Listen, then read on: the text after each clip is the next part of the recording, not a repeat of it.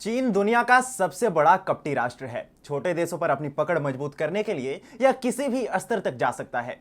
कई कमजोर देशों को कर्ज के जाल में फंसाकर चीन उनका काफी कुछ लूट चुका है। यहां तक कि एशिया के कई बड़े देश और संगठन भी उसके चपेट में आने से खुद को नहीं बचा सके।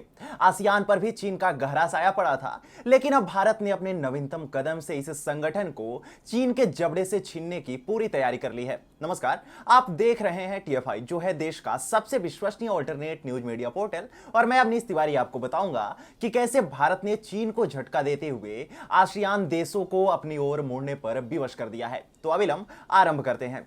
साउथ ईस्ट एशिया पर अपना दबदबा बनाए रखने और दक्षिण चीन सागर पर अपना हक जमाने के लिए चीन साम दाम दंड भेद सभी प्रकार की नीति अपना रहा है, लेकिन चीन को इस मोर्चे पर भारत से तगड़ी चुनौती भी मिल रही है।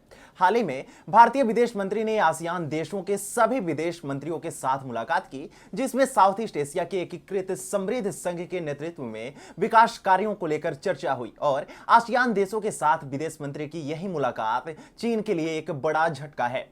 आसियान क्षेत्रीय मंच एक 28 देशों का एक अनौपचारिक बहुपक्षीय संवाद मंच है, जो कि एशिया प्रशांत क्षेत्र के सुरक्षा मुद्दों को उठाता है। इस बैठक में एस जयशंकर ने वर्तमान परिस्थिति में आसियान के महत्व का उल्लेख किया। एस जयशंकर ने कहा कि दुनिया वर्तमान में भू राजनीतिक चुनौतियों और अनिश्चितताओं का सामना कर रही है। आसियान की भूमिका आज शायद पहले से कहीं अधिक महत्वपूर्ण है।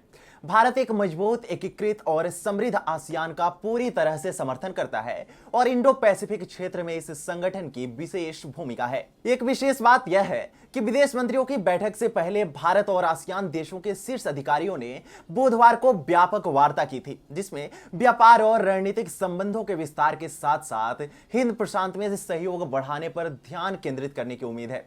सिंगापुर के विदेश मंत्री विवियन वालकृष्णन, वियतनाम के बुई थान सोन और इंडोनेशिया के विदेश मंत्री रेटनो मार्सुडी, कंबोडिया के उप प्रधानमंत्री प्राक सोखोन और ब्रुनई के MF2 दातो एरिवान गुरुवार से शुरू होने वाली 2 दिवसीय भारत आसियान वार्ता के लिए पहले ही राष्ट्रीय राजधानी पहुंच चुके थे। भारत ने आसियान देशों के साथ अपनी 30वीं वर्षगांठ को चिन्हित करते हुए विदेश मंत्रियों के साथ बैठक की थी।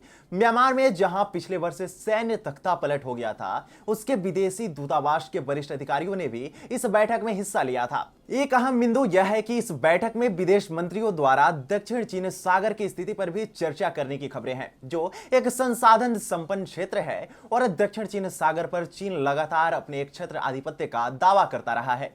विदेश मंत्रालय ने कहा कि शीर्ष अधिकारियों ने दोनों पक्षों के बीच कार्य योजना 2021-25 के आगे कार्यान्वयन के लिए कदमों पर विचार विमर्श करने के अलावा आसियान भारत रणनीतिक साझेदारी और इसके भविष्य की दिशा की समीक्षा की है। आसियान को इस क्षेत्र में सबसे प्रभावशाली समूह में से एक माना जाता है, जिसे चीन ने एक तरह से अपने कब्जे में कर रखा था, लेकिन व्यापार और निवेश के साथ साथ सुरक्षा और रक्षा के क्षेत्रों में सहयोग बढ़ाने पर ध्यान केंद्रित करने के साथ पिछले कुछ वर्षों में भारत और आसियान के बीच संबंधों में काफी प्रगाढ़ता आई है और यह तेजी ही चीन की समस्याएं बढ़ा रही है। आसियान के साथ भारत के मजबूत रिश्ते का जिक्र करते हुए विदेश मंत्रालय ने कहा, भारत और आसियान के बीच मजबूत ऐतिहासिक और सांस्कृतिक संबंध आसियान भारत साझेदारी के लिए ठोस आधार प्रदान करना जारी रखते हैं, क्योंकि यह अपने चौथे दशक में प्रवेश कर रहा है। चीन की समस्या यह है कि एक मजबूत आसियान दक्षिण चीन सागर में उसे एक बड़ी चुनौती दे सकता है और इसलिए अपनी कुटिलता के माध्यम से चीन सदैव इन देशों को आर्थिक तौर पर अपने पाले में लाने की कोशिश करता रहा है। वहीं भारत आसियान को मजबूत करने के साथ ही क्षेत्र में इसकी ताकत को अहमियत दे रहा है, जो कि चीन के लिए एक बड़ी दिक्कत है। और इसीलिए विदेश मंत्री एस जयशंकर की यह नीति आसियान को चीन के चंगुल से आजाद कर भारत की ओर इस समूह का रुख सौम्य करती दिख रही है।